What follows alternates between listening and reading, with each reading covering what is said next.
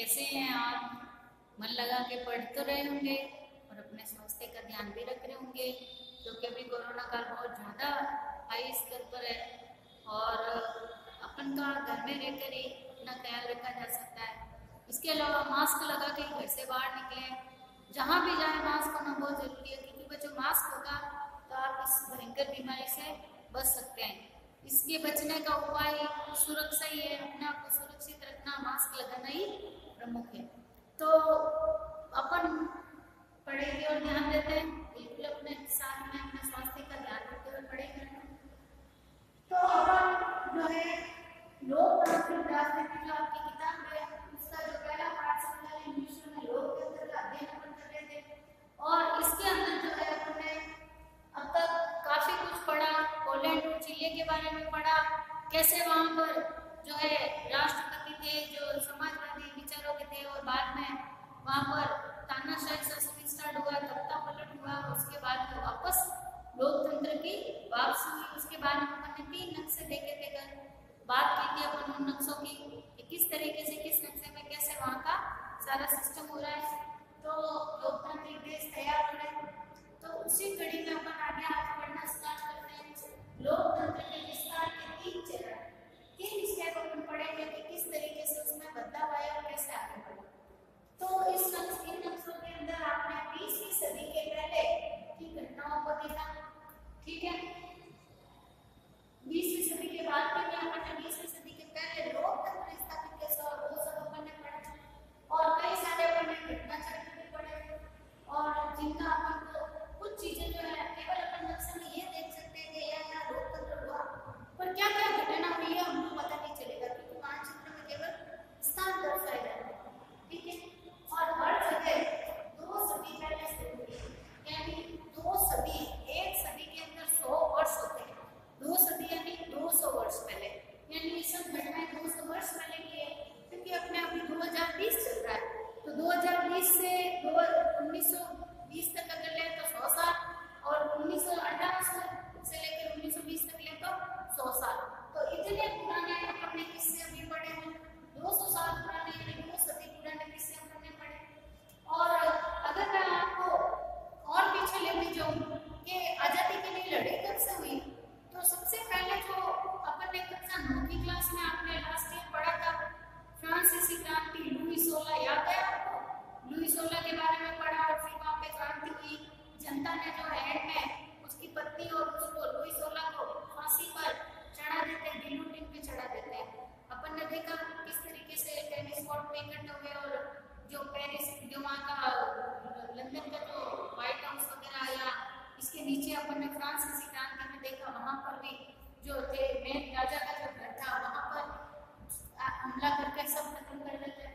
तो इस तरीके से अगर मैं वापस पुरानी बात ले लूँ आपको याद, तो आपने 1790 मैंने आपको सन याद भी नहीं रहता, तो मुझसे पढ़ा हुआ है 7-8 में आगे एक लगा, तो फ्रांसीसी क्रांति के बारे में हमने देखा और पढ़ा था, और यहाँ पर कैसे जन विद्रोह हुआ, आम लोगों ने विद्रोह किया और तख्ता पलट कर दिया राजा का, और वहाँ पर पक्का लोकतंत्र स्थापित नहीं हो गया था, क्योंकि उसके बाद वो शासक बना तो फिर बाद में वो भी अति करने लग गया था। नेपोलियन की अपन ने बात की थी, फिर बाद में उसको भी हटाना पड़ा जनता को, क्योंकि अति लोकतांत्रिक होना भी बहुत नुकसानदायक होता है। केवल गरीबों के लिए काम करे, अमीरों के लिए भी तो कुछ सुविधा चाहिए, तब भी वो वहाँ पर विफल हो जाएगी। तो इस तरीके की अपन ने वहाँ पर घटना देखी, पर वहाँ पक्का लोकतंत्र स्थापित हुआ, अपन ने कई सारी घटनाएं देखी वहाँ पर, किस तरीके से कौन बना फिर खत्म हुआ, फिर बना फिर खत्म हुआ, ऐसी घटनाएं चली थी वहाँ पे। और पूरे यूरोप में लोकतंत्र की प्रेरणा बनी, हालांकि वहाँ पर सही तरीके से शासन स्थापित नहीं हुआ था, फिर भी पूरे यूरोप के अंदर जो है ये प्रेरणा देने वाली क्रांति थी, और लोकतंत्र की स्थापना जो हो रही थी वहाँ पर जो है ये काफी कुछ लोगों को मोटिवेशन ये दे रही थी कि ऐसे अपन भी आजादी प्राप्त कर सकते हैं। और अगर मैं ब्रिटेन के लोकतंत्र की बात करूं, तो हालांकि ब्रिटेन में कैसा देश था जो सबसे ज्यादा देशों को अपना गुलाम बनाया था, तो ब्रिटेन में लोकतंत्र फ्रांसीसी क्रांति से पहले हो गई थी, और जो फ्रांसीसी क्रांति है के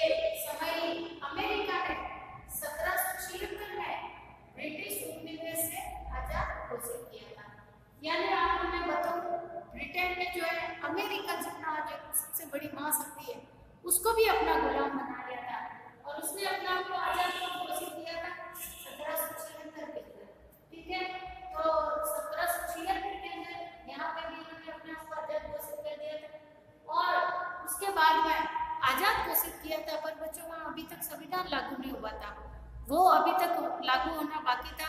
और अगले कुछ वर्षों तक अमेरिका ने क्या किया, जो है अपने जो कुछ उपनिवेश थे उनको अपने साथ में मिलाया, जो आसपास के छोटे छोटे देश थे जो गुलाम थे उनको अपने साथ मिलाकर एक संयुक्त राज्य अमेरिका का निर्माण किया, जिसको अपन वर्तमान में उत्तरी और दक्षिणी अमेरिका के रूप में जानते हैं। तो ये पूरा अगर अपन संयुक्त रूप से बोलेंगे तो संयुक्त राज्य अमेरिका इसको अपन कहेंगे। इसके अलावा 1787 के अंदर, कब 1787 के अंदर जो है यहाँ पर उपनिवेशों के साथ मिलाकर संयुक्त राज्य अमेरिका का गठन करके 1787 में यहाँ पर संविधान को मंजूर किया गया। परंतु बच्चों संविधान तो बन गया पर अभी तक सभी लोगों को वोट देने का अधिकार नहीं मिला था। देखो बच्चों इस मामले में अपना देश सबसे आगे रहा। अपने देश में आजादी के साथ ही स्त्री और पुरुषों को सभी को वोट देने का अधिकार दे दिया।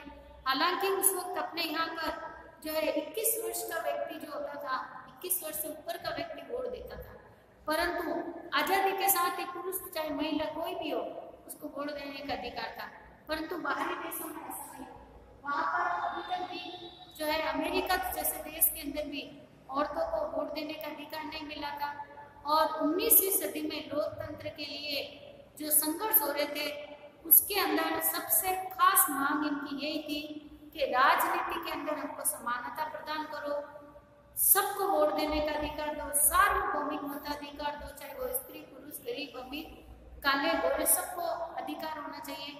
और आजादी के साथ में न्याय होना चाहिए, आजाद कहने से काम नहीं चलेगा, अधिकार भी साथ में देने चाहिए। न्यायालय बनाना चाहिए जो एकदम निरपेक्ष होके जो है कानूनों का पालन करे और सही तरीके से न्याय करे। इसके साथ में इनकी एक मुख्य मांग मतदान का अधिकार, यानी स्त्री पुरुष को समान मताधिकार दिया जाए, इसके लिए इनकी खास मांग होती थी। और इस वक्त में क्या हो रहा था, केवल पैसे वाले व्यक्ति को वोट देने का अधिकार दिया था, उसको भी समाप्त करने की बात की गई कि पैसे वाले नहीं गरीब अमीर सभी को वोट देने का अधिकार दिया जाए।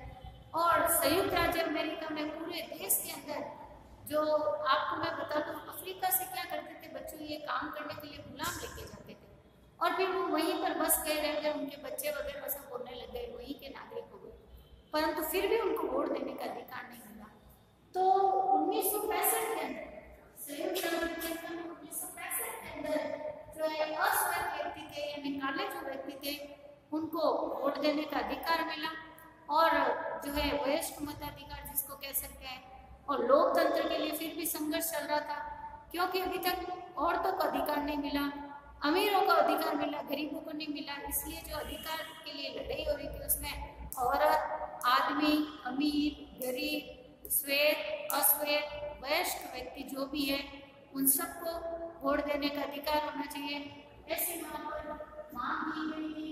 और आगे मैं अगर आपको बताऊं तो 19वीं सदी तक आता है न्यूजीलैंड भी एक ऐसा देश था जहाँ पर वयस्क व्यक्ति को मताधिकार देने का अधिकार था, फिर वो चाहे वो गरीब हो चाहे वो अमीर हो, ठीक है। 1900 तक न्यूजीलैंड को मिला था। उसके बाद में अगर मैं आगे जो है इसके आगे और बात करूँ 20वीं सदी की, तो 20वीं सदी के अंदर भी कई सारे देशों को जो है लोकतांत्रिक बनाया गया। वहाँ पर पुरुष मताधिकार करते थे, कहते तो लोकतांत्रिक देश थे पर फिर भी वहाँ पर केवल पुरुष ही वोट देते थे। और संयुक्त राज्य अमेरिका आधुनिक लोकतंत्र का पहला समूह बना।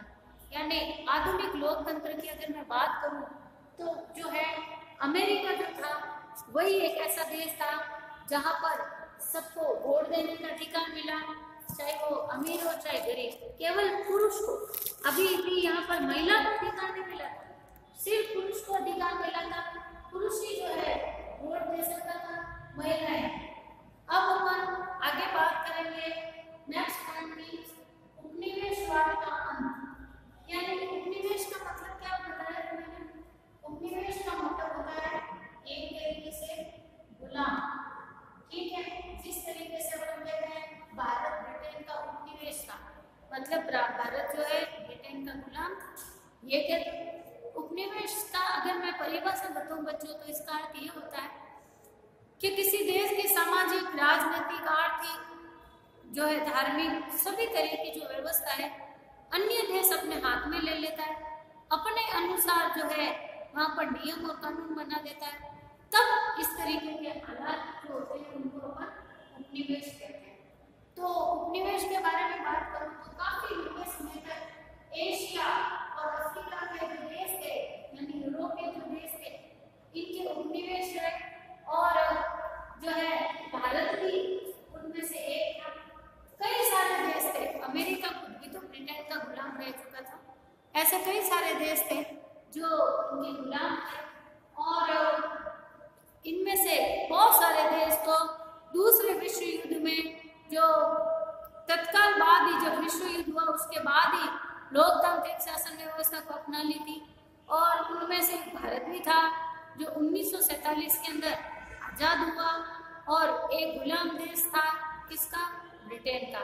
और अब वो आजाद हो गया था और आज भारत जो है बहुत अच्छा फल फूल रहा है, यानी बहुत अच्छी तरक्की कर रहा है, विकास कर रहा है। तो ये सब कैसे हुआ? आजादी होने के बाद भी कई सारे नए नियम कानून बनाए, सब कई सारी योजनाएं बनी, पंचवर्षीय योजनाएं खास रूप में अपन देख सकते हैं। इसके अलावा कई विकास कार्यक्रम बनाए।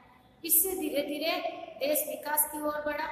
और पश्चिमी अफ्रीका के जो एक प्रमुख देश घाना की बात करूं तो वो भी उपनिवेश रहा था। ठीक है, ये जो घाना था पश्चिम अफ्रीका का देश, ये भी घाना ब्रिटेन का उपनिवेश था। तब उसका नाम क्या था? Gold Coast. उस वक्त घाना को गोल्ड कोस्ट कहते थे। और ये 1957 में, मतलब अपन के भारत के आजादी के बाद 10 साल बाद, 1947 में भारत आजाद हुआ, 1957 में ये आजाद हुआ। और जो है आजादी के अगर मैं वहाँ के लड़ाई की बात करूँ तो बच्चों वहाँ पर क्या हुआ था? अफ्रीका के अंदर कई सारे देशों को आजाद होने के लिए लड़ना पड़ा। और उनमें से एक सोनार का पुत्र हुआ करता था, एक सोनार जाति का एक लड़का था। उसने क्या किया था, जो एक शिक्षक भी था, यानी पढ़ा लिखा था, वामे एन क्रुमा। वामे एन क्रुमा जो था, उसने देश की आजादी की लड़ाई में सबसे महत्वपूर्ण रोल अदा किया। जैसे अपने यहाँ पर गांधी जी थे सबसे आगे।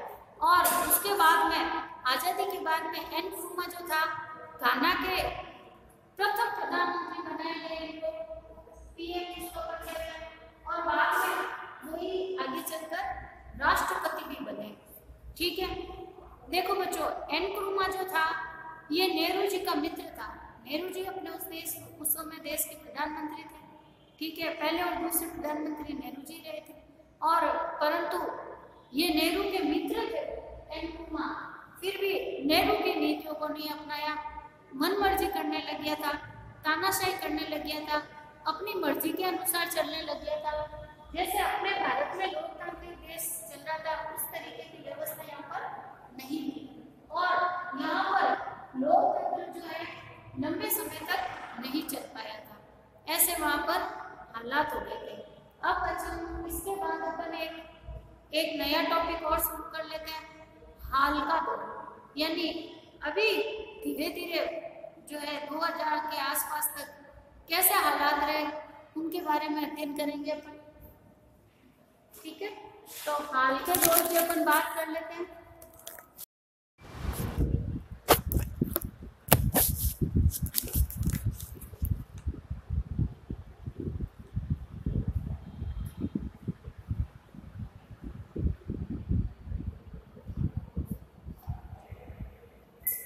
उसके बाद बच्चों अगर अपन हाल के दौर वाला टॉपिक देखें तो इसके अंदर 1990 के दशक में सोवियत संघ भी वापस बिखरा होने लगा, जिसको आज अपन रूस सबसे बड़ा शक्तिशाली देश कह रहे हैं।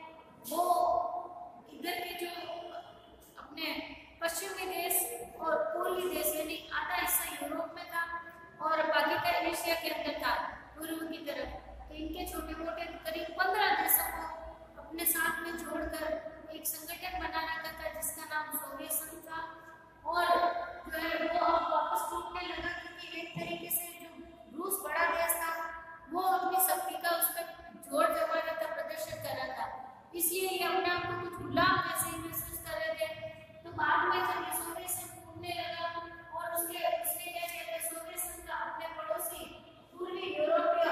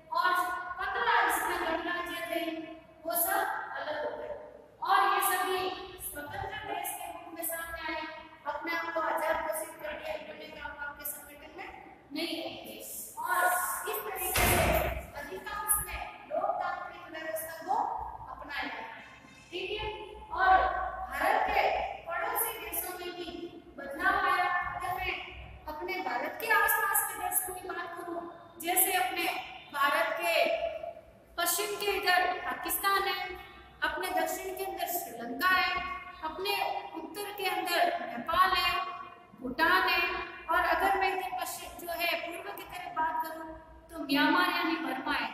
थोड़ी थोड़ी चर्चा अपन बच्चों इन देशों की भी कर लेते हैं। तो भारत के जो आसपास के जो देश है उनकी राजनीति में भी बदलाव आया, और 1999 के बाद में अगर उसके बाद के दशक का मतलब क्या होता है बच्चों, दशक का मतलब होता है 10 वर्ष, तो 10 वर्ष बाद में जो है पाकिस्तान भी अलग हुआ।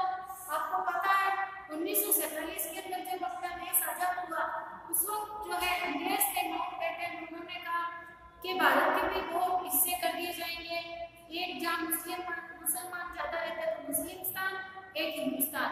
बाद में उसका नाम पाकिस्तान रखा। तो इसलिए 16 अगस्त जो है वो अपना 14 अगस्त वो अपना स्वतंत्रता दिवस और 15 अगस्त अपन मनाते हैं। तो इस तरीके से वो भी अलग हुए। नेपाल में राजा ने अपने अधिकार अपने चुने हुए प्रतिनिधियों को दिए। ये तो पाकिस्तान में बात थी। नेपाल की अगर मैं बात करूँ तो वहाँ पर राजा का शासन था, राजतंत्र चलता था। तो उसमें बैठे हुए अपने जो अधिकार थे वो जो है अपने प्रतिनिधि थे। देखो बच्चों राजा होता था तो उसके नीचे कई सारे प्रतिनिधि काम करते थे। तो ये जो प्रतिनिधि थे इनको सरकार को सौंपे गए और खुद जो है संवैधानिक प्रमुख बन गया, यानी छोटे मोटे काम कम करेंगे उनके चुने हुए प्रतिनिधि, परंतु जो खुद कौन होगा सर्वे सर्वा सबसे बड़ा कौन होगा। परंतु ये बदलाव भी स्थायी नहीं रहा, लंबे समय तक नहीं चला। कुछ समय इस व्यवस्था चली फिर से समाप्त हो गई। और 1999 में जनरल परवेज मुशर्रफ, अगर मैं वापस पाकिस्तान की बात करूं तो 1999 में क्या हुआ था, परवेज मुशर्रफ जो था ये पाकिस्तान पर फिर से सैनिक शासन कायम कर दिया। परवेज मुशर्रफ जो है बच्चों आपने कभी देखा है इनको, ये हमेशा पुलिस यूनिफॉर्म जो होती है मिलिट्री यूनिफॉर्म के जो प्रमुख होते हैं उनकी ड्रेस में होते हैं, और ये जनरल कहलाता है। जनरल के रूप में ये जाने जाते हैं वहाँ के राष्ट्रपति। कभी वो साधारण कपड़ों में नहीं दिखेंगे, यूनिफॉर्म में दिखेंगे। और उन्होंने पाकिस्तान पर फिर से सैनिक शासन लागू कर दिया। उसके बाद में नेपाल में भी राजनीतिक व्यवस्था की वापस बात करूँ तो वहाँ पर राजनीतिक आजादी समाप्त कर दी थी। राजा मनमर्जी करने लगा था। जो साथ में प्रशासनिक जो अधिकारी थे वो भी अपनी मनमर्जी करने लगे थे। ऐसी व्यवस्था में आप जान सकते हो जनता कितनी परेशान होती है, और जनता ने वहां पर आंदोलन शुरू कर दिया। जिस तरीके से भारत के अंदर लोकतांत्रिक व्यवस्था थी ऐसी व्यवस्था सभी अपने भारत के आसपास के पड़ोसी देश चाहते थे। इसके लिए वहाँ के लोगों ने खूब संघर्ष किया। जैसे बच्चों अपने देश के लोगों ने अंग्रेजों को भगाने के लिए, आजादी प्राप्त करने के लिए संघर्ष किया, वैसे वहाँ के लोगों ने वहाँ के राजा से ही जो है स्वतंत्रता प्राप्त करके लोकतंत्र की स्थापना के लिए लड़ाई की। ठीक है, और जब ये संघर्ष बहुत ज्यादा चला 2006 में, बस अभी 2006 की घटना है, 2006 में फिर से लोकतंत्र की वहाँ पर स्थापना हुई। और उसके बाद में 2006 में जो है राजा ज्ञानेंद्र का वहाँ पर शासन था बच्चों, और जो है 2006 में लोकतंत्र की स्थापना हुई। राजा को संसद की बैठक बुलानी पड़ी, जो ज्ञानेंद्र थे उन्होंने संसद की बैठक बुलाई। और संसद ने क्या किया, संसद ने जो थी इनकी जो सारी शक्तियां थी वो राजा की सारी शक्तियों को हटा दिया, खत्म कर दिया। यानी इन शक्तियों के लिए यूज करने के लिए, काम में लेने के लिए मंत्रिमंडल का गठन किया, और जो है वो इनका सही तरीके से इस्तेमाल करते थे, और राजा का नाम मात्र के शासक रह गए। जैसे अगर मैं भारत की भी बात करूं बच्चों तो कुछ ऐसे ही शासन व्यवस्था है। हालांकि अपने यहाँ पर राजा नहीं है, अपने यहाँ पर राष्ट्रपति है जिसको अप्रत्यक्ष रूप से चुनते हैं अपन, परंतु उसके नीचे जो वास्तविक शक्तियों का प्रयोग अपने यहाँ पर प्रधानमंत्री करता है। आए दिन आप नरेंद्र मोदी के बारे में सुनते हैं, मोदी ने ये किया, मोदी ने ये किया, मोदी ने ये किया, मोदी ने ये किया। कभी रामनाथ कोविंद का नाम पढ़ते हैं आप, गिने चुने दिन कभी से उनका नाम आता है। इसी तरीके से अपने यहाँ भी राष्ट्रपति नाम मात्र के, वास्तविक शक्तियों का जो उपयोग है वो मंत्रिमंडल करता है। इसी तरीके से वहाँ पर भी ऐसा ही हुआ। नेपाल के अंदर भी अब राजा का सिर्फ नाम मात्र का शासक बना के रख दिया। ठीक है, और इस समय कई देश में ऐसा हो रहा था। बहुत सारे देश जो कभी गुलाम थे, दूसरे देशों के अधीन रहकर काम कर रहे थे, वो देश भी अब इनके जो है आजादी के लिए लड़ने लगे और वहां पर लोकतंत्र की स्थापना की कोशिशें करने लगे। इसके बाद में कई जो देश पहले अलोकतांत्रिक हुआ करते थे, तानाशाही थे, अब वो लोकतंत्र की तरफ आगे बढ़ने लगे। इसी तरीके से बच्चों में अपने देश के पड़ोस में जो म्यांमार बर्मा जिसको अपन के पहले कहते थे, वर्तमान में इसका नाम म्यांमार है। तो म्यांमार के अंदर जो है क्या वो उसकी भी घटना बता देती हूँ। तो म्यांमार में बच्चों ब्रिटेन का उपनिवेश था, गुलाम था जिस तरीके से भारत था। भारत के पड़ोसी देश भी ब्रिटेन के उपनिवेश है और वहां पर जो है आजादी 1948 में मिली। मतलब अपना भारत आजाद हुआ उसके 1 साल बाद और यहाँ पर ये आजाद हुआ और लोकतंत्र को अपनाया। इन्होंने भी जिस तरीके से भारत में लोकतांत्रिक व्यवस्था है उसी को अपनाया और 1962 के अंदर जो सैनिक तख्तापलट से जो है लोकतंत्र का अंत हुआ। 1962 में ये जो 1948 में आजाद हुए उसके बाद में वहां पर भी लोकतांत्रिक व्यवस्था चल रही थी और बाद में जो सैनिक थे वो तानाशाह बन गए, मनमर्जी करने लगे और जो सरकार काम कर रही थी उसको रातों रात वहां उसकी शासन व्यवस्था को बदल दिया। तख्तापलट का मतलब होता है रातों रात उसकी शक्ति को समाप्त करकर नई सत्ता प्रारंभ कर देना। तो वहां पर सैनिक शासन शुरू हो गया था, परंतु जो है उसके बाद में कई समय तक इन्होंने अपनी मनमर्जी की, तानाशाही की। उसके बाद में 1999 के अंदर वापस वहां पर आंदोलन होने लगे थे, जनता इनका विरोध करने लगी थी सैनिकों का। तब 1999 के अंदर जनता के आंदोलन के दबाव में आकर जो सैनिक जो जनरल बन के बैठा था प्रमुख सर्वे सर्वा, उसने पहली बार चुनाव करवाया और इस चुनाव के अंदर आंग सान सू की, ये वाला एक महिला का नाम है बच्चों, आंग सान सू की, जो national league for democracy party की नेता थी, ये पार्टी जीती। परंतु जो सैनिक सत्ता थी उन्होंने इनको मान्यता भी नहीं दी। इन्होंने इनका विरोध किया, इनको कहा हम इनको अपना प्रधानमंत्री नहीं मानते, हम इनको अपना नेता नहीं मानते, हम इनको शक्तियां नहीं सौंपेंगे। इस तरीके से उन्होंने उनका विरोध किया। फिर से आंदोलन शुरू हो गए और कई वर्षों तक ऐसा चलता रहा, उन्मूल नीति। उसके बाद में जो है कई वर्षों बाद आंदोलन के बाद उनकी बात को माना गया और इस तरीके से उनकी सत्ता को मानकर आज वहां पर लोकतांत्रिक व्यवस्था कायम है। तो बच्चों अपन ने देखा अपने आसपास के देशों में कैसे अलोकतांत्रिक व्यवस्था खत्म हुई, लोकतंत्र स्टार्ट हुआ और अपन आगे इसके बारे में और अध्ययन करेंगे आसपास के देशों के बारे में। तो आज का वीडियो अच्छे से देखना, कॉपी में नोट करना और कान में ईयरफोन लगा के अच्छे से सुनना ताकि सारी चीजें